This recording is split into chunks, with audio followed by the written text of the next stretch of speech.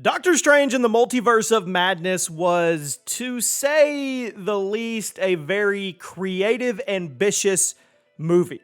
I mean, all the cameos we got, all the leaks and rumors 2 years in advance for this movie, it was insanity. If you guys think back to what we reported, what we covered, what ended up being true, what ended up not being true, and now we may actually have a payoff that we were hoping to get in Doctor Strange Multiverse of Madness, but we may actually get it moving forward. Welcome to the Chaos Multiverse, everybody. Jimmy here, and this is exciting if it ends up being true. Once again, as with all of these leaks and rumors, you have to take them with a grain of salt. We need to come up with a different phrase. You guys give me a different phrase in the comment section that we can use other than take it with a grain of salt. Maybe we take it with a dollop of sour cream. I don't know. You guys come up with something. Anyway, if you remember back to Multiverse of Madness and all the leaks and rumors about the cameos, there was one that really stuck out. And it was in regards to Iron Man. But it wasn't Robert Downey Jr.'s Iron Man. It was actually Tom Cruise's Iron Man. And you may say Tom Cruise doesn't have an Iron Man. You would be correct. But they were definitely going after Tom Cruise for Iron Man 1, and that didn't work out. And the rest is history. But there were insider reports that there were pictures that Tom Cruise had the facial hair and he was going to end up being Superior Iron Man in Doctor Strange in the Multiverse of Madness. So we get to the movie, we're doing our thing, we meet the Illuminati, and there's one chair that's empty, right? We had one member of the Illuminati that was not there, unseen, and everybody could just speculate on who it was. Well, if you don't know anything about Superior Iron Man, you should look it up. You should look up the comic run because it is definitely one of the, if not the most powerful variant or version of Iron Man in the comics.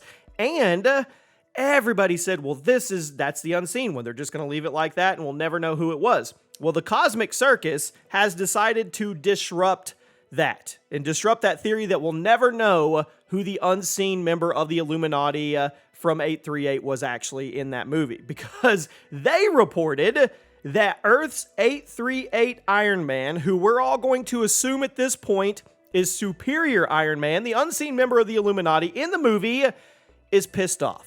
You heard me right.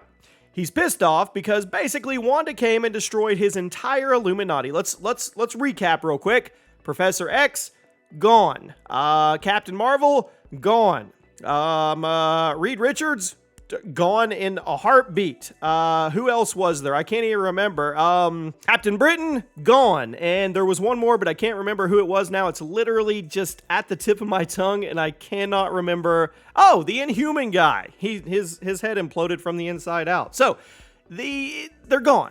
The Illuminati's gone, except for the unseen member, and then of course, I believe, didn't Mordo make it? I know there was concepts of him getting decapitated by Wanda, but I think he actually made it in the movie. The point is, that Illuminati was wiped out, and that Illuminati was strong enough, and Doctor Strange gone too, that variant, it was strong enough to take out Thanos and do its thing, but it wasn't even close to strong enough to go against Wanda, and people kind of said, well, they made the 838 superheroes weaker to show how strong the 616 is, so on and so forth. Doesn't matter. The point is, the Cosmic Circus says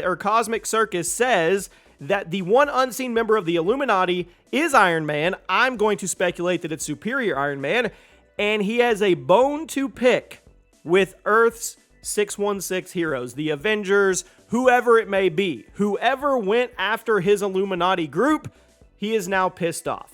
And it says this will actually serve as the central conflict for an upcoming incursion between Earth 616 and 838. Now, if you don't know what an incursion is, if you didn't watch Doctor Strange, basically two universes collide and only one makes it out. It's a death match, and only one universe will make it out. The other one is destroyed, pretty much just made where it's inhabitable.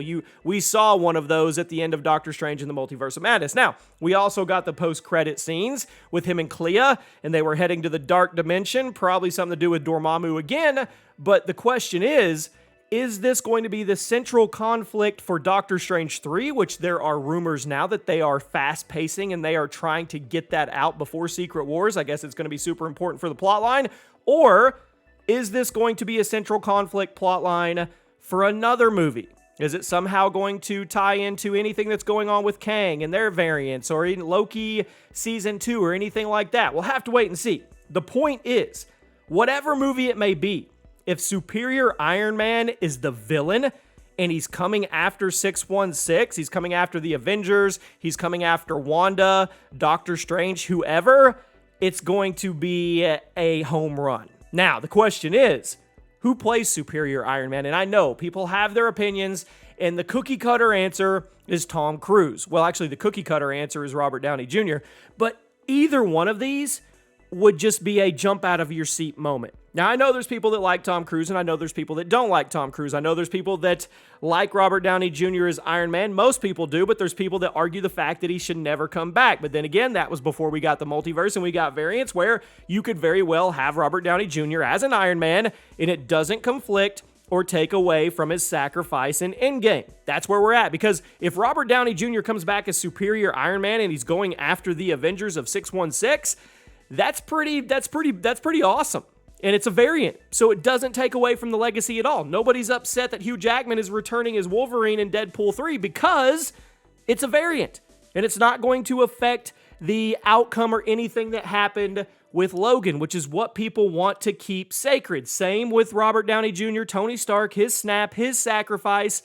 That is safe because now we have variants. So if you have Robert Downey Jr. come back as Superior Iron Man, I'm telling you right now, the lid's going to blow off the internet. It is. But even if you don't, if you can't pay him $75 million for one movie, which I would assume would be the price tag, what if Tom Cruise was Superior Iron Man? He's got the chops. He's got the Tony Stark-esque ability. You know he does. Even if you don't like him as an actor, you have to admit that he could probably pull this off with flying colors. So let me know what you guys think. The Cosmic Circus seems to think that this Iron Man variant is going to come after 616 in an incursion, which means 616 or 838 will not make it out. Now, we can obviously predict that 838 is going to be the one that doesn't make it out because 616 is the main timeline, but then again, once we get closer to Secret Wars, they're all going to be gone, and we're probably only going to have a Battle World. So who knows? But it was interesting, and I wanted to talk about it. So give me your best guesses. Who would play Iron Man as a variant from 838? Would it be Superior Iron Man? And what do you think would happen? Hope you guys have a great day. I'll see you soon.